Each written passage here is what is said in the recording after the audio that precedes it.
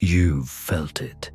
That invisible pressure tightening your chest, that loop of racing thoughts, that restless panic over a future that hasn't even happened. This isn't weakness. It's not modern. It is ancient. Seneca famously said, "We suffer more often in imagination than in reality." It stalked the emperors of Rome. It haunted generals, poets, slaves, philosophers. And yet, some didn't just survive it. They mastered it, not with pills, not with distractions, but with philosophy. Welcome to Deionos, where timeless philosophy becomes a weapon in modern war. Today, you don't get motivation, you get tools, weapons, carved in blood, forged in silence, tested in war. Let's begin. Anxiety is not fear of the present. It's fear of imagined tomorrows. A war fought in the shadows of your own mind. What if I fail? What if they leave? What if I'm not enough? Anxiety pretends to protect you, but in reality, it paralyzes you before life even throws a punch. Seneca, who lived through exile and political violence, wrote, "There is nothing so wretched or foolish as to anticipate misfortunes. What madness is it to be expecting evil before it comes?" To the Stoics, anxiety wasn't a beast to slay. It was a fog to cut through, a delusion born from living outside the moment and trying to control the uncontrollable. Epictetus said, "Some things are up to us, and some things are not." This is ground zero, the first rule of Stoic warfare. Draw the line. On one side, your choices, actions, perspective. On the other, literally everything else. Anxiety thrives when you forget that line, when you grip outcomes instead of effort, when you try to own what's never been yours.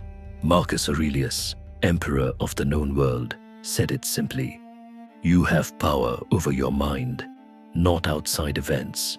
Realize this, and you will find strength." This isn't surrender, it's strategy.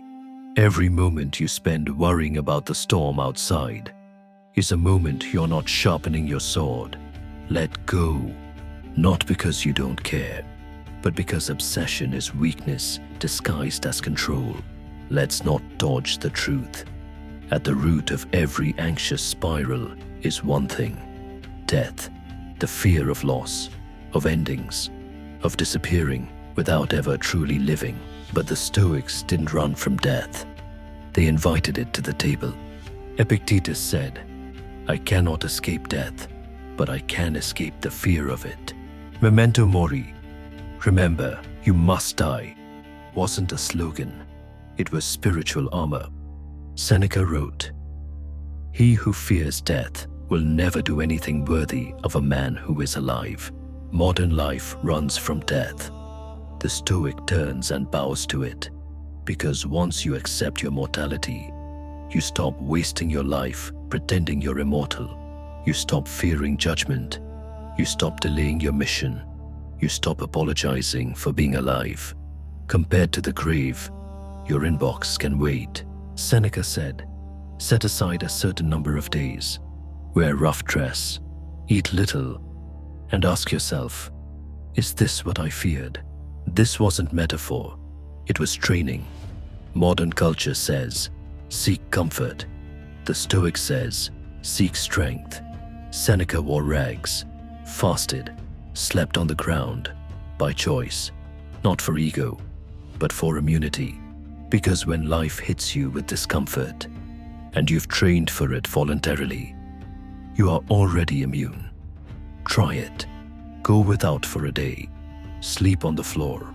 Skip the luxury. Walk instead of drive. Detach from excess. Just long enough to remember who you are. This is not masochism. It's premeditated strength. You don't need a toga to use these tools.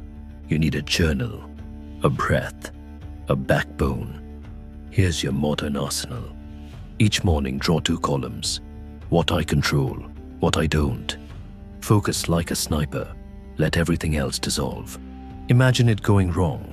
Yes, you heard that right. Pre-rehearse rejection, loss, embarrassment. Not to dwell, but to disarm.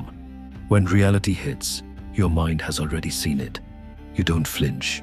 You respond. Memento mori. Put it somewhere. A skull, a frieze, an hourglass. Let mortality whisper truth. You are running out of time. Use that truth. Don't fear it.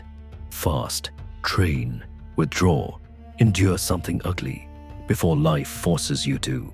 You build strength the way a sword does, through fire, every night. Return to yourself. Ask, where did fear lead me today? Where did I stand strong? What would the Stoics have done? Your journal is not a diary. It's a battlefield report. The Stoics didn't promise a pain-free life. They promised a still mind in a chaotic world. Marcus Aurelius ruled an empire, buried children, fought plague, and still wrote, "Nowhere is more peaceful than your own soul." Anxiety wants your attention.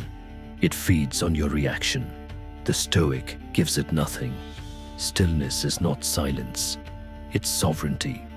To be unmoved when the world shakes. You weren't born anxious. You were trained to be. By culture, by trauma, by noise. But the antidote has always been here. Buried in ash, scrolls, silence, steel. You've now seen the weapons.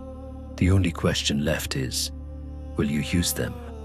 If this struck you, if you're tired of being ruled by invisible enemies, subscribe now, not to me, but to yourself, to the you that moves without panic, acts without doubt, and lives like a warrior in a world of warriors.